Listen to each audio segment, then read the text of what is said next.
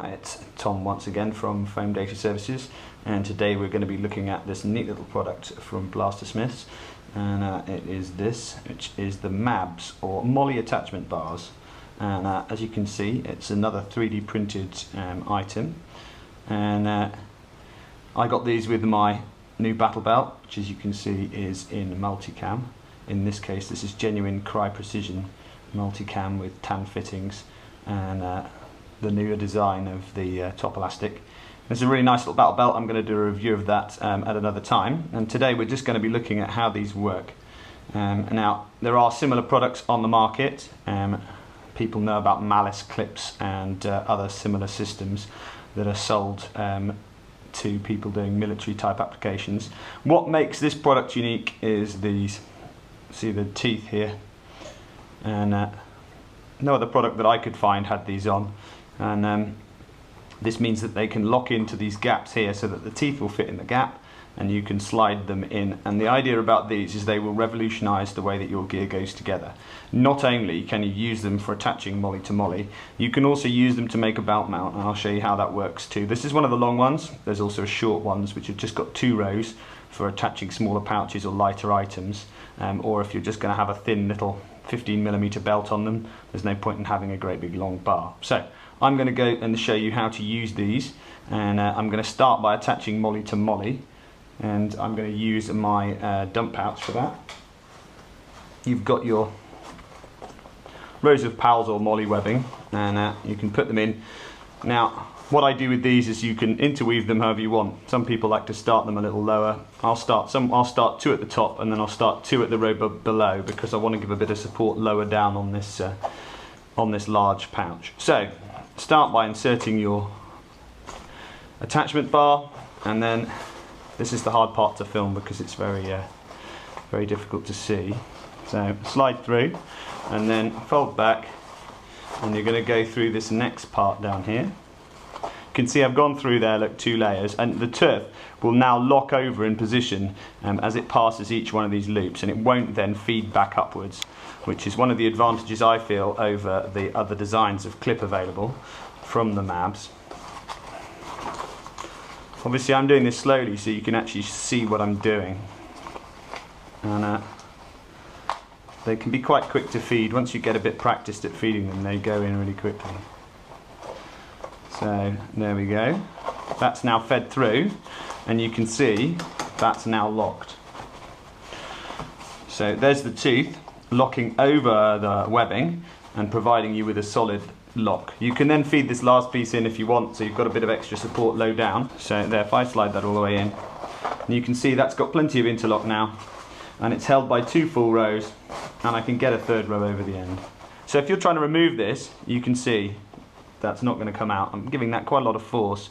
Now they're designed that way so that you can't pull them out upwards, which means you can theoretically headstand in your gear and do a whole kinds of other things, and if you're one of those athletic players, this may suit you really well. Now the beauty of this is that when you want to take your system apart, if you want to change your system and move your pouches around, when you want to remove it, you have to twist the top. Now you have to twist it a little bit. Some of them go better one way than the other. So you twist the top, and I've gone almost 90 degrees there, and it'll start to move, and then you can just pull it straight out. Now that can require a little bit of pulling sometimes, and you may see on yours, you may see the developing of a little bit of whiteness here in the PLA as it stretches. I haven't broken one yet. I did have a set of the prototypes for these. I've run them since September. They've had about 4 games use, and I've pulled my gear apart endless times with them, and I've never had one broken.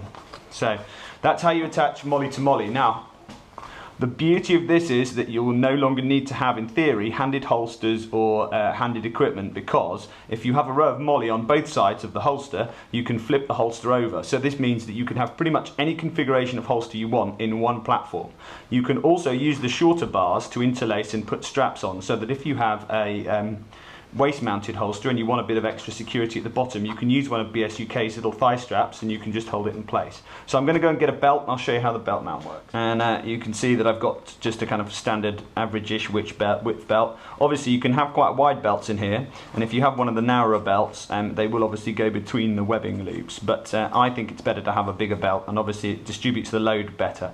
And then the belt, you can see this belt's been used for Nerf a lot. It's kind of crinkly here where it's had holsters and things on it. So take your MABs and you will need the teeth facing up. So some people may complain that these are a little snaggy. If you're wearing very, very thin clothing, then you might feel these, but I doubt it. It's going to be no worse than wearing a belt. So I've certainly never had a problem with that.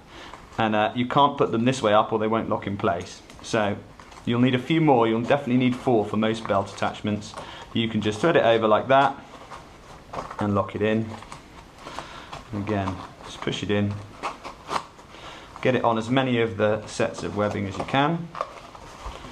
Make sure it's securely fixed like that.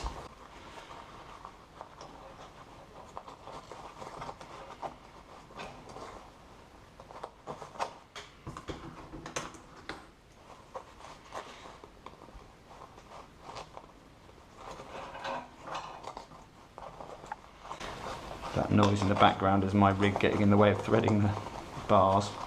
Right, so securely fixed down, and you can see I'm giving that a fair old tug there, and as you can see that stops those from coming out. They move a little bit, but once the load's on them it pulls these out, you can see. So as you're wearing it, there's just no way that's going to move. So that'll attach to your belt, and if you belt loop a lot you will get a little bit of white kind of stress marking on these, but I haven't broken any. If you do have any problems with them, obviously BSUK's customer service will cover that for you. You just have to drop them an email and they'll sort you out with any replacements. But like I say, I've not broken one so far, and their PLA is very flexible and they work very hard to make sure that these have been properly tested before going to market. So when you want to remove them again, this is a good opportunity to see how they work when you take them out. So push down, twist and pull. Push down to release the tooth, twist, pull. Push down, twist, pull.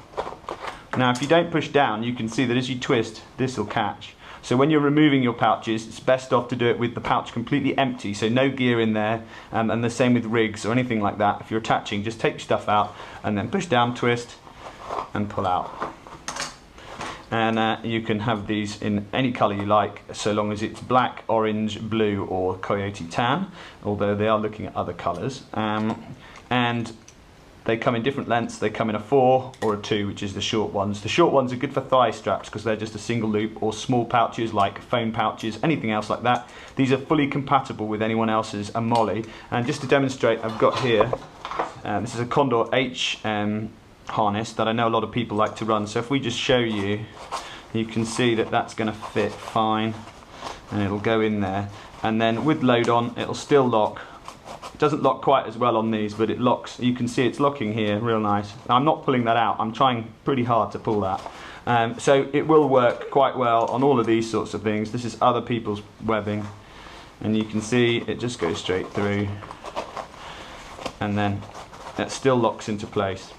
And obviously the more you have, the more secure your gear is. So there you have it, an excellent little product from BSUK, and it will be available to ship with pretty much any Molle mounting you like, and if it's not on the options list, then just ask Mike and he will sort it out for you, because it's available as a no extra cost item unless you're buying these individually. So if you have gear that you want to convert, you can just buy the bars if you've got Molle gear.